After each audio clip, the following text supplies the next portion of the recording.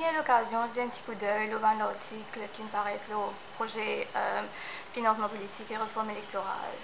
Est-ce que vous pensez le gouvernement en bonne direction? Pour moi, il n'y a aucune volonté politique. Pour moi, parce que depuis 1er avril 2016, peut-être qu'il y a une mauvaise date, 1er avril 2016, ça se passe cabinet. 2016, non, 2018. Parfois, prendre des ans pour faire. Alors qu'il y a un draft, la loi déjà existait. Qui nous peut juste en fin de compte copier best practice de l'étranger. Pour moi, Bastos, il reste jusqu'à l'heure un scandale financier, pas un scandale politico-financier. Pour un scandale financier, non, tous les jours, pas un tel qui met 500 millions, tous les jours, non. C'est pas tous les jours qu'il en met 900 dans le Parlement. Ça devient jamais devenu un scandale politico-financier différent. Tandis que pas Santos, c'est moi, c'est autre chose.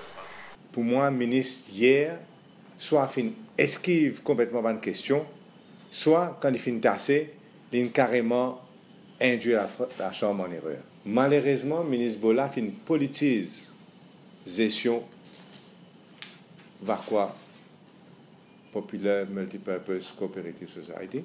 Il fait une dans ce décision de vente de terrain pour une raison qui est très obscure. Il fait induire le Parlement en erreur.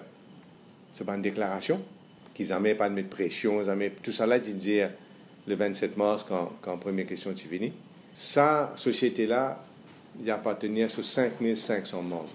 Gouvernement, une step-in, registrant une step-in, une take-over gestion de cette société-là pour améliorer sa gouvernance. Pas pour faire sa gouvernance pire. C'est ça qu'il fait, il nomme son advisor, il fait un nom son advisor, le board là, fait lui rendre compte par backdoor, et c'est là donc que le ministère commence à gagner un pouvoir d'influencer une décision sa coopérative. Maintenant, quand la guerre est levée à partir donc d'une décision de vendre un terrain de 37 arpents dans Ficonflac. Là, le ministre Bola rentre dans le picture, il rentre dans le bal. Et il appelle M. Djogrou et il dit à M. Djogrou signe sa acte de vente-là rapidement. M. Djogrou, qui est président de la société-là jusqu'à janvier de cette année-ci, en fin décembre, il inaugure un affidavit. Et dans cet affidavit-là, il vient raconter l'ingérence du ministre dans la gestion de la coopérative. Le ministre Bola, le 29 novembre, il donne instruction de dire 20 terrains-là, dépêche-toi, 20 terrains-là, courageuse, qui le moins offrant, lowest bidder, 615 contre 759. Donc, registrar clairement une faute, ministre est clairement ingéré.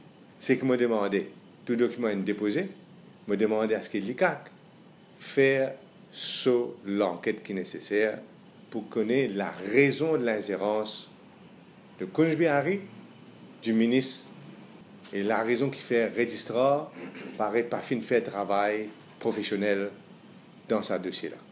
Est-ce qu'il finit qu'il suive directive de ce banc supérieur?